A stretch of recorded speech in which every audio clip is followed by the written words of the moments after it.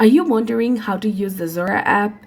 This guide covers the basics. The Zora app is a platform where you can earn money through the images you create and post. The app has 5 main sections. The first one is homepage, which displays suggested content.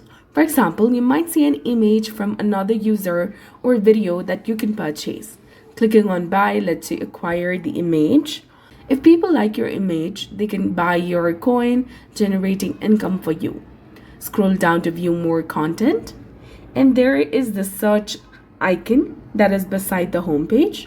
You can use it to find specific creators, featured art, and see what your friends have bought or discover new creators. You can also find creators early and potentially profit if their content becomes popular.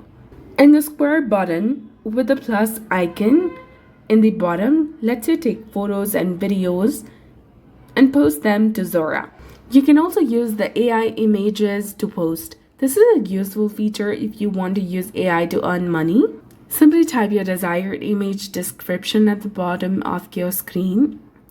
And there is a wallet icon that is beside your profile picture.